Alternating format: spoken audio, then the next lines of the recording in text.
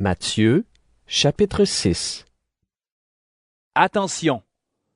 Quand vous faites ce que la loi de Dieu demande, ne le faites pas devant tout le monde pour que les gens vous regardent. Sinon, votre Père qui est dans les cieux ne vous donnera pas de récompense.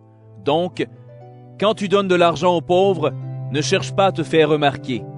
Les gens faux agissent ainsi, dans les maisons de prière et dans les rues. Ils cherchent les compliments des autres.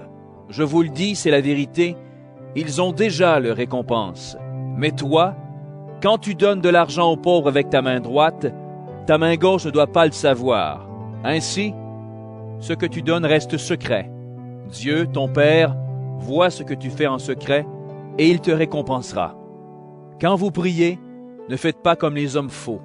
Ils aiment prier debout, dans les maisons de prière et au coin des rues, pour que tout le monde les voie. Je vous le dis, c'est la vérité. Ils ont déjà leur récompense. Mais toi, quand tu veux prier, va dans la pièce la plus cachée de la maison. Ferme la porte et prie ton Père qui est là, même dans cet endroit secret.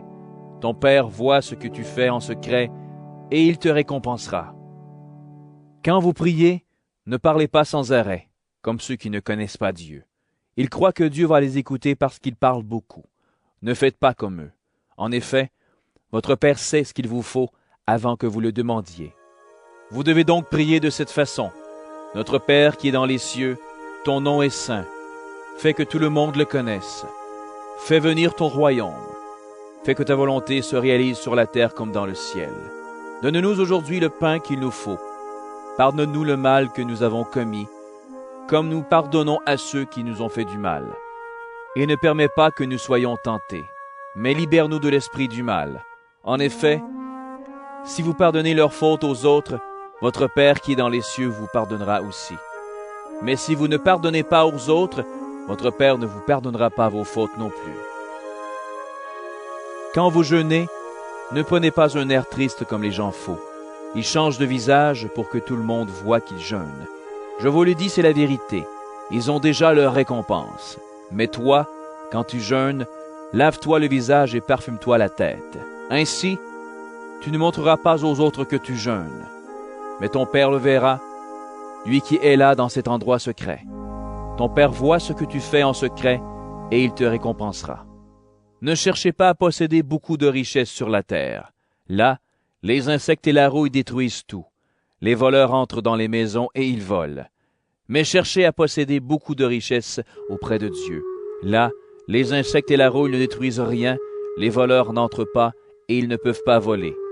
Oui, là où tu mets tes richesses, c'est là aussi que tu mettras ton cœur. Les yeux sont la lampe du corps. Donc si tes yeux ne sont pas malades, ton corps tout entier est dans la lumière. Mais si tes yeux sont malades, ton corps tout entier est dans la nuit. Alors si la lumière qui est en toi est comme la nuit, ta nuit est bien noire. Personne ne peut servir deux maîtres. En effet, ou bien il détestera l'un et il aimera l'autre, ou bien il sera fidèle à l'un et il méprisera l'autre. Vous ne pouvez pas servir à la fois Dieu et l'argent. C'est pourquoi je vous dis, ne vous faites pas de soucis pour votre vie ni pour votre corps. Ne vous demandez pas, qu'est-ce que nous allons manger?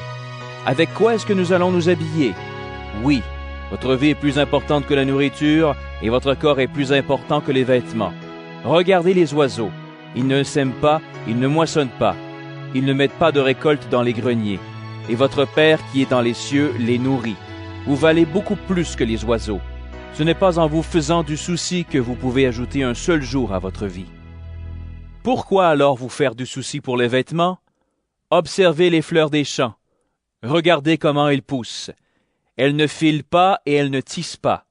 Pourtant, je vous le dis, même Salomon, avec toute sa richesse, n'a jamais eu de vêtements aussi beaux qu'une seule de ses fleurs. L'herbe est aujourd'hui dans les champs, et demain, on la jettera au feu. Et pourtant, Dieu l'habille de vêtements magnifiques. Vous qui n'avez pas beaucoup de foi, vous pouvez être sûr d'une chose, Dieu en fera au moins autant pour vous. Ne soyez pas inquiets en vous demandant, qu'est-ce que nous allons manger? Qu'est-ce que nous allons boire? Avec quoi est-ce que nous allons nous habiller? En effet, les gens qui ne connaissent pas Dieu cherchent tout cela sans arrêt. Vous avez besoin de toutes ces choses, et votre Père qui est dans les cieux le sait bien. Cherchez d'abord le royaume de Dieu et ce que Dieu demande. Il vous donnera tout le reste en plus. Donc, ne vous faites pas de soucis pour demain. Demain se fera du souci pour lui-même.